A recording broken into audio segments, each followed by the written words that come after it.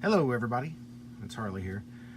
Today I have for you a Manning Bowman, model number 085005. I got from a thrift store for $14.99, as you can see here. It's in excellent shape. There's no rust, there is no scratches or dents anywhere on it, and just needs a little bit of cleaning, a little bit of waxing and restoration for it to be perfect again.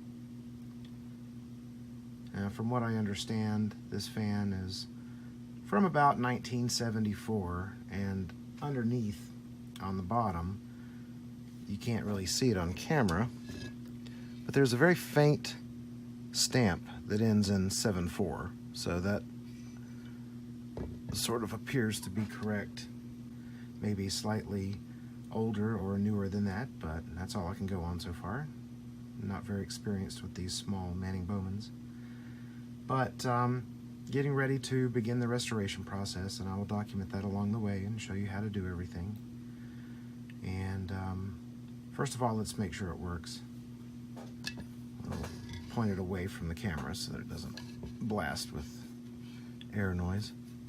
Alexa, let's get it on.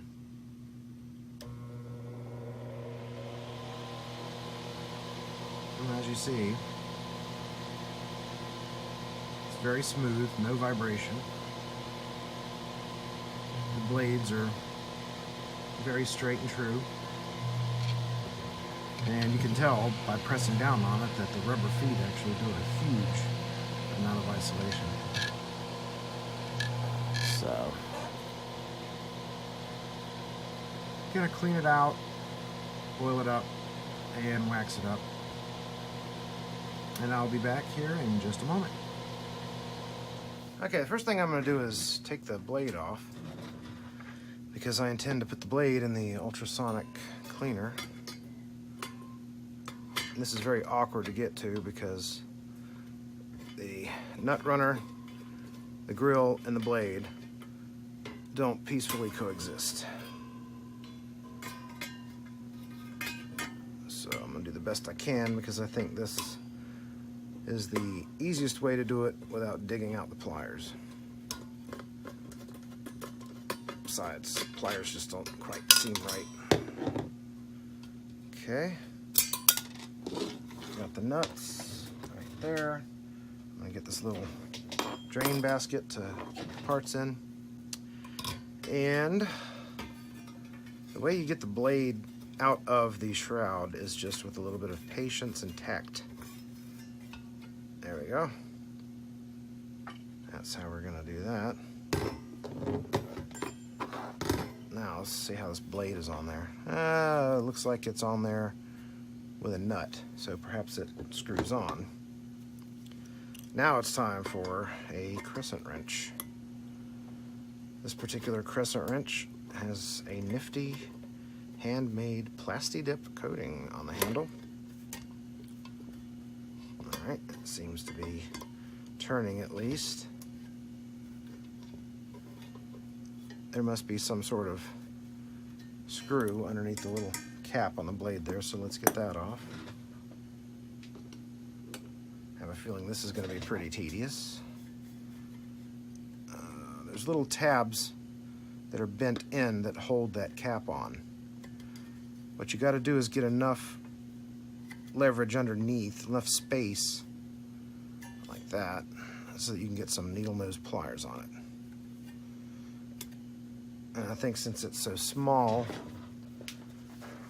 I'm actually going to use these needle nose pliers right here.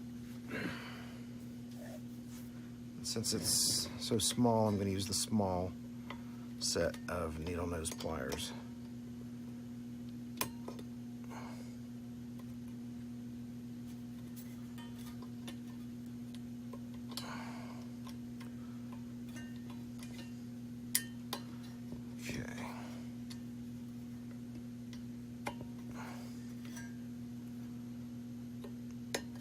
Go. It's gentle. You don't want to bend these tabs more than you need to, because they will become distressed after repeated bending, and you don't want them to crack on you. Now, I'm not gripping the cap with the needle nose pliers. I'm simply using this part right here as sort of a pry bar because it's small and gentle. Gently pry the cap off the front because, again, you don't want to bend it or scratch it or anything. And there we have it. That's the cap from the front. And yes, indeed, there is a nut on the front as well. Let's see if the nut runner here that I have at hand will fit it, and yes, it will.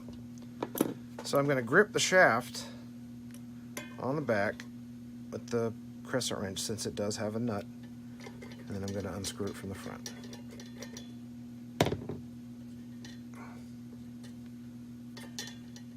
There we go. There's the nut. Put it in a little basket of small parts, and the blade is completely loose now. This I'm going to take inside and put on the ultrasonic cleaner, and I will be right back. Now, while the blade is chooching away in the ultrasonic, which takes about 8 minutes, I'm going to go ahead and use a Clorox wipe to wipe down the frame here. Now, you do not have to use Clorox brand or Lysol brand or whatever. In fact, this is Aldi brand. They're all pretty much the same as far as cleaning effectiveness. I have noticed a personal preference for some reason. I don't really have an explanation. Personal preference for the Aldi brand because they seem to clean just as good as anything else, and they're like a third of the price. So I'm just gonna give it a wipe down, see how it's already looking better. This is just an initial kind of knock the dirt and grime off of it.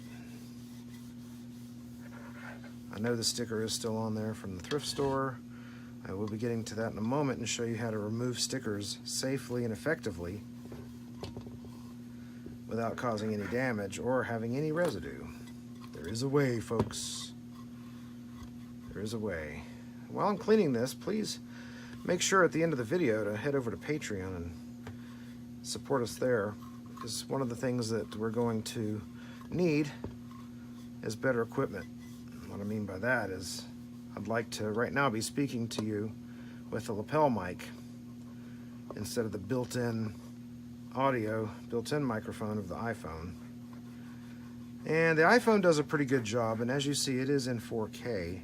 However, a good standalone video camera would be better, and that's in our future as well.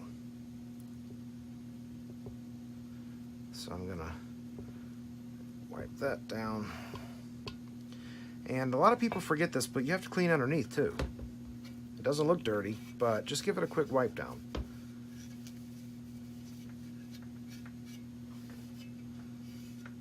Part of a good restoration is including the things that you can't see as well as the things that you can.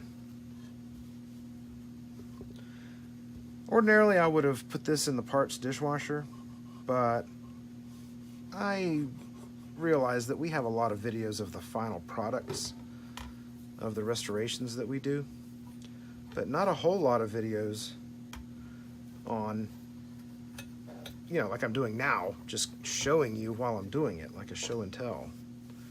We don't have a lot of videos of that. Try to stay in shot here. Kind of working blind, because again, that's another thing we want to buy. We want to put together a system of a camera with a monitor like here in front of me where I can see what I'm doing as it's being filmed, instead of just being stuck with whatever footage I come up with. And yes, I know I could probably rig something up with the webcam that I just got. No need for a video on that. It's just a simple Logitech 1080 webcam. Of all of its super specs or whatever on this computer that I got, the Alienware Aurora, spec'd out as highly as I could spec it. And guess what? Still no webcam. While the $600 Lenovo that I used previously, that has now been retired, actually had a webcam built in. Hell, my $200 Chromebook has a webcam built in, but I digress again. I know I've said this a million times in other videos. Okay, I'm just wiping off the dirt and the grime from this front grill, or the only grill, actually. Now, the tedious part is you have to get every inch, or centimeter, or millimeter, or whatever, of every piece that's exposed. Now, this is easier to throw it in the parts dishwasher because it comes out shiny and clean and chromy and whatnot, but again, I'm making a video demonstrating how to take care of one of these fans and restore it to its former glory. See, it's looking all shiny already. That's just from a used Clorox wipe. You can pull one out of the box and use it for the entire restoration project. So that's another thing. They're very economical to use. It's cheaper than spending the time of cleaning, washing shop towels, and it works better than just a paper towel. So, but yeah, what you want to do is hit it in a general area. This one's divided into 4 parts, so it's easy to keep track of what you've done and haven't. But generally hit it and then go back and pay close attention to parts that may need it. Like right here, there's a particularly stubborn blob of something that's now gone. All right, hold on to this. You only need one, I'm telling you. Make sure to get this little emblem. Now, if this emblem has a paper label, here's what you want to do. And you're done. Let it dry, and then come back to it later, give it another quick wipe, let it dry. Because if you do this on a paper label, you'll notice that it will start to crinkle up and tear. That's also good advice on any label, really, because this one here that's been screen printed on, you don't want to scrub it, you don't want to use abrasives, because it could indeed scrub the logo right off the front. I've had that happen. Okay. Now, if you have any spots of rust, which this one fortunately does not, I do see one little spot there of some schmutz, use a Brillo pad. This is not a Brillo pad, but it's an example. This is my soldering tip cleaner. A Brillo pad, a scrubby, whatever you want to call it. I'm not going to use this one because it's for my soldering iron, but use a little scrubby, and it comes right off. Some people have crumpled up aluminum foil and done it. That does a good job too. However, I have noticed that if you use aluminum foil instead of something like a brass or stainless steel scrubby, the aluminum can actually occasionally, I don't know why, but it can occasionally make spots of corrosion appear later on down the road. So Brillo pad, don't scrub it. You're not trying to, scrub concrete here. Just gently play it across the surface. All right, this is done. I'm putting it to the side. Now for this label. What we use is naphtha, which is Zippo fluid or whatever for, the Zippo thingies. But what you do is you peel off the label, and it's going to probably leave a residue. Make sure I'm in shot here. Okay, I've peeled off the label, and yes, it is a sticky square now. So what you do is you take a little bit of the Zippo or Ronsonol or whatever the brand is. It's got to be naphtha. It says naphtha on it. Spray it right on. Be careful, because this shit is like gasoline, okay? So don't be smoking around it or anything that causes sparks, because you could cause a fire, actually. Now, it dissolves the sticky, but you need to take your finger and rub it, and it just comes right off, okay? Remember, you saved this, right? Because you only need one for the whole restoration. Wipe it off, just like so. And guess what? It's completely gone. Now's the time where you do employ a paper towel or a rag just to wipe off what you've done. And there you go. Oh, but Harley, you say? There's still some marks on there from a Sharpie. Yeah, there are. And I'll show you. Here is a Sharpie. And watch. Oops, oops. Yeah, I'm crazy. What you need for Sharpie, or little paint particles or stuff, are two things. Number one, 91% alcohol. Now, this is not the 70% that you normally get that's common. It's the 91%. You can get it from drugstores. I think Walmart carries it. We ordered on Amazon. And you also need alcohol prep pads. And here's why. For Sharpie and paint and stuff like that that's on metal surfaces, painted surfaces, etc., use 91% alcohol. Just give it a quick spray. And look at that. It's melting away. The old that's been on there for God knows how long, and the new that I just put on there. Use an alcohol pad now to follow up and simply wipe it away. Just like this. The 91% alcohol melts off the Sharpie, and the 70% alcohol finishes off the job. If there's any residue remaining, which there is here, give it another squirt. Pause for a moment to let it soak in.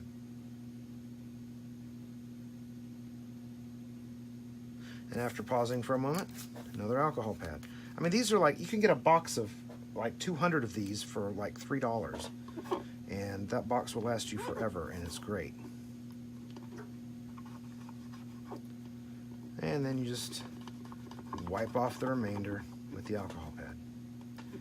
If there's any ghosting of paint or marker or anything like that, if there's any ghosting, that will come off when you wax it.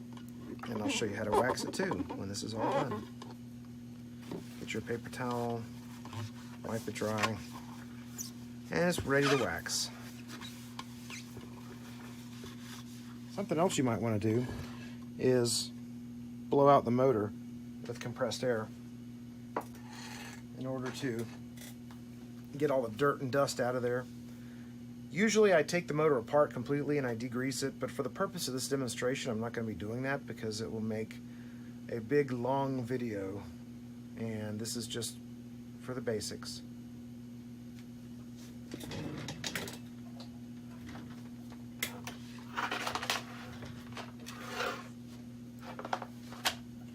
Now you can use the little cans of duster spray, you can use a vacuum cleaner, you can vacuum it out. But what we use is shop air from an air compressor.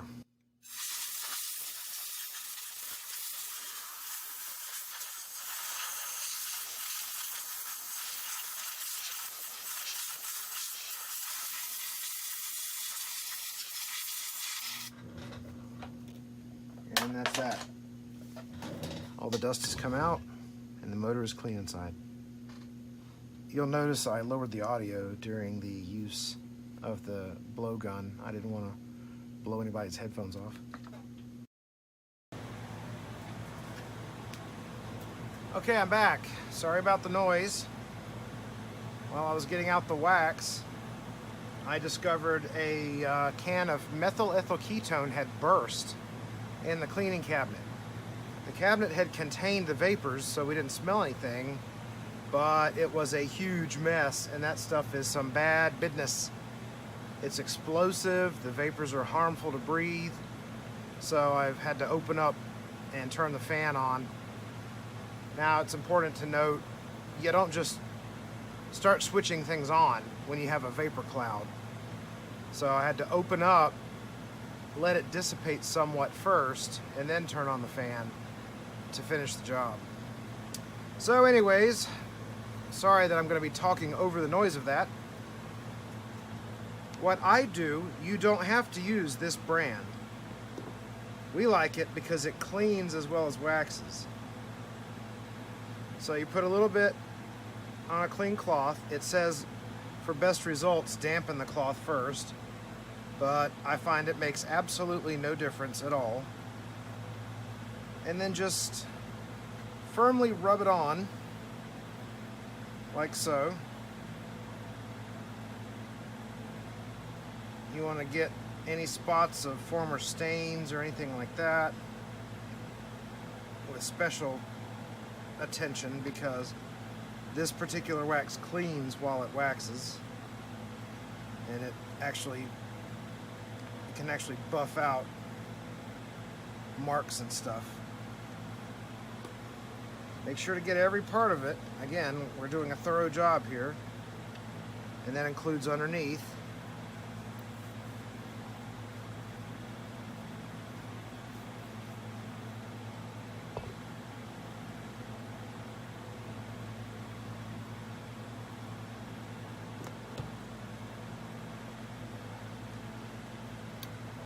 And you just want to keep applying the wax until you have every surface covered.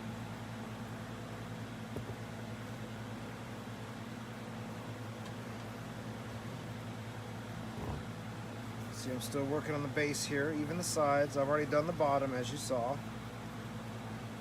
Make sure to do the sides. Make sure the front here.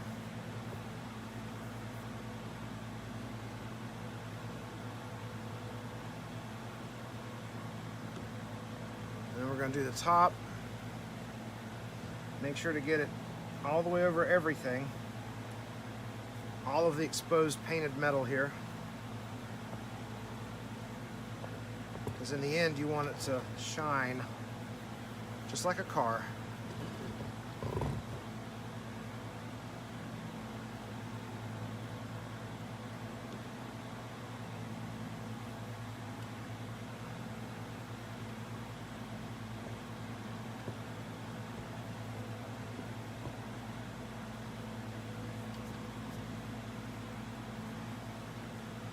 Make extra certain. I even get inside here where nobody can really see, but again, the number one thing to remember is pay attention to detail.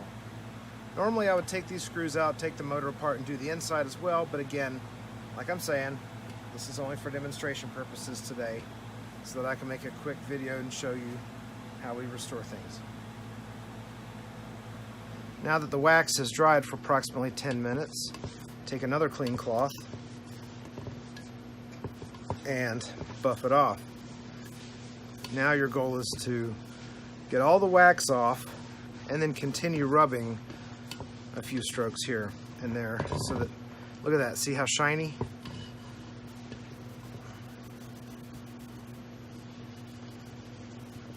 But it's got to be thorough, and you have to use some pressure. You can probably see the camera shaking. I can see it vibrating a little bit.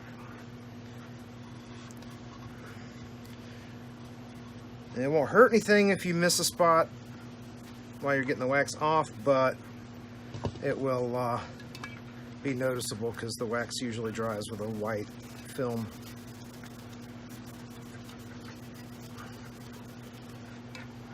Plus this Meguiar's brand smells nice. It smells like cherries. Or it smells like a cherry air freshener. Alright.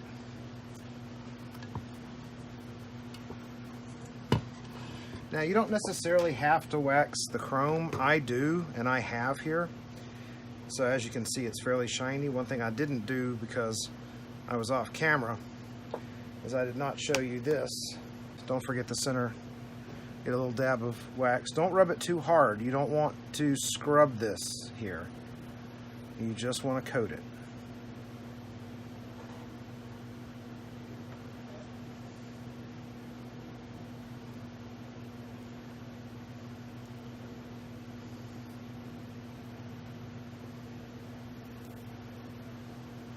Now what I also do is put a coat of wax on the actual chrome as well.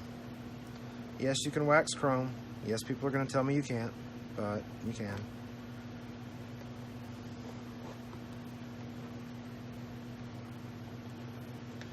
Now that the wax is dried for about 10 minutes again, same thing as before. Soft, dry cloth. Rub off the wax and then continue rubbing for a moment.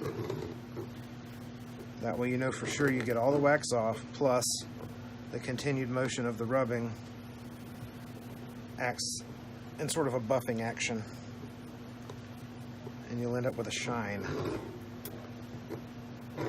Yeah, look at that shine. Boom. Okay, as for the power cord, what we use is this Vinyl X.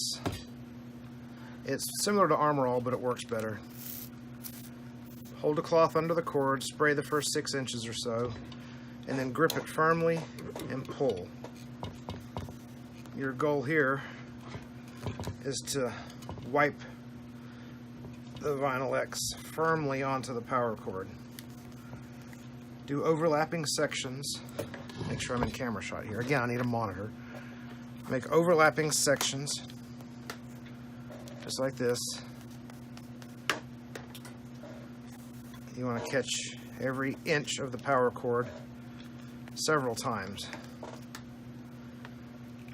I should have shown this before, but from years of the power cord sitting there tightly curled up, the bottom part of this power cord looked like a old telephone handset cord.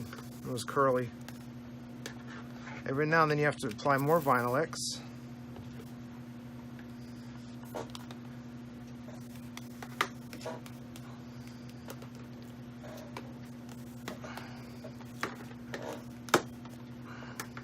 I'm sorry, it's hard to do all of this in camera shot because it's a long power cord. And then you should still have some damp Vinyl X on your cloth.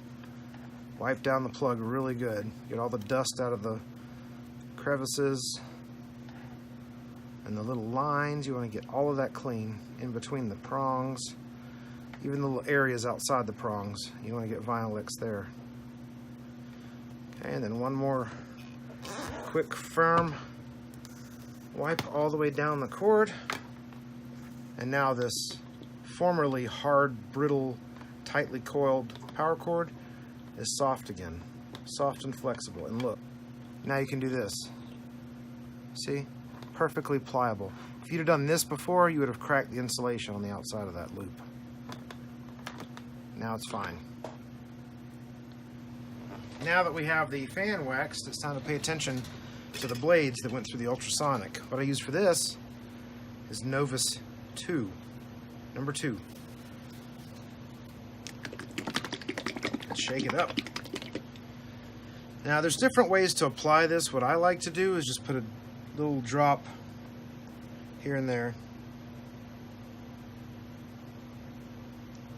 like so.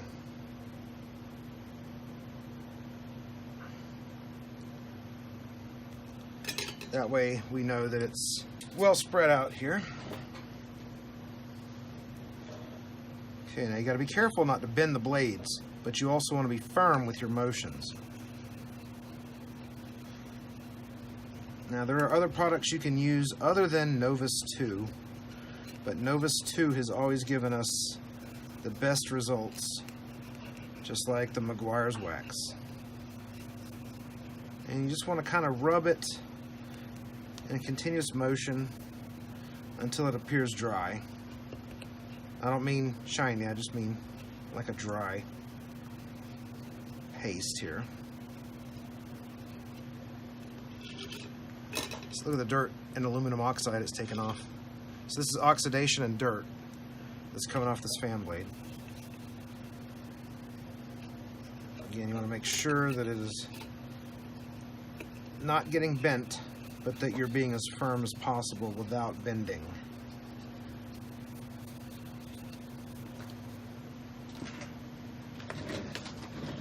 And then when that is done, I use Novus 1. I just rinsed off some of the excess. Again, different people, Spats, you have different ways of doing this, and they're all fine. I just put a cloth or something down and give it 1 or 2 sprays. Flip it over, 1 or 2 sprays.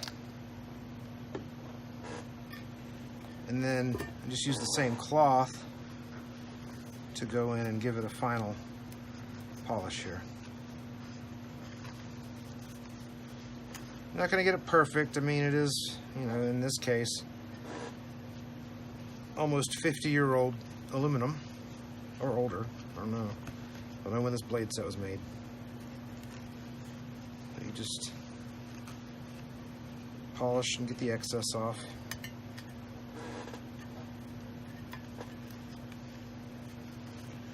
Yeah, you could get the buffing wheel out and really go to town on this and make it chrome looking, but this is going to be decent when it's done anyway.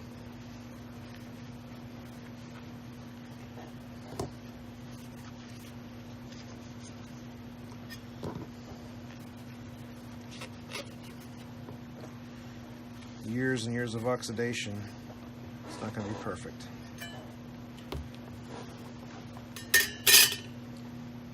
Alright, and now just for show, I'm going to wax the outside of the blade.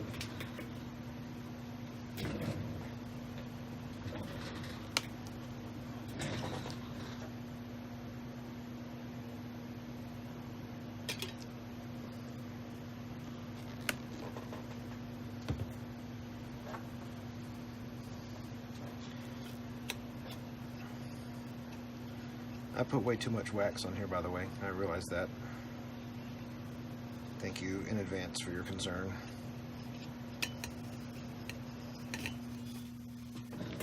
Alright.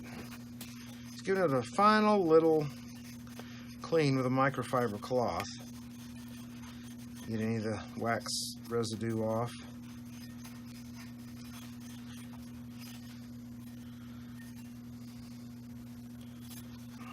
Again, it would be advantageous to go the full route of aluminum polish and a buffer wheel and everything, but this is going to be sufficient for this demonstration video.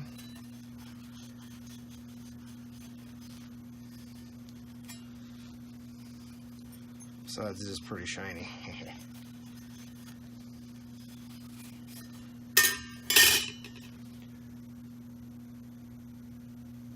Okay, now time to reassemble here. Of course, after it's fully reassembled, we will be wiping it down one more time with a soft cloth. Okay, here. Get the nut. Put that back on.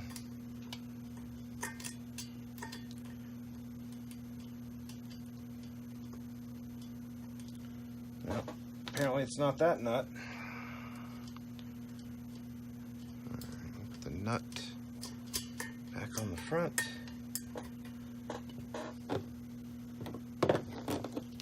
And again, I'm going to hold the back of the shaft, which in this case conveniently has a hex nut built in.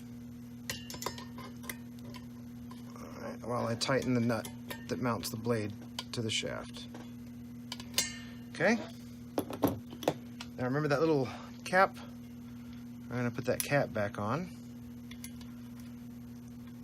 And remember my advice to be careful with the little mounting tabs, because if you bend and flex the tabs too much, they will stress crack. So I'm just going to poke them back flat with the needle nose pliers here. I want them to be tight though, because you don't want the center cap to rattle. All right, there we go. Now, one of my pet peeves, if you haven't learned by now, is people who don't put the grills back on in the correct orientation. You want the badging to be upright, not upside down. I don't know why people go to all the trouble of restoring and fixing these vintage fans only to put the grill on upside down. or to put the badge on upside down. That just doesn't make any sense to me. Double check. And I'm going to put some nuts on here.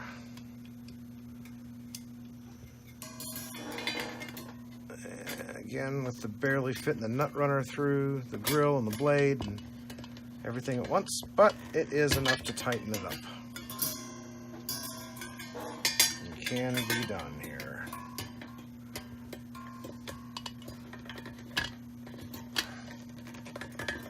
Alright. And there we have it. Applying some oil. Now I'll take a look here in the top. Find the oil hole. You don't want to drench it like so many people do. You just want to gently put a few drops in.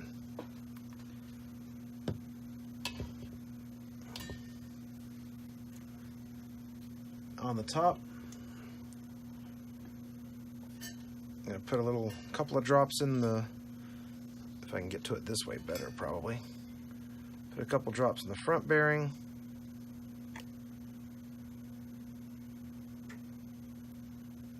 Remember, just a little bit. You don't have to flood it.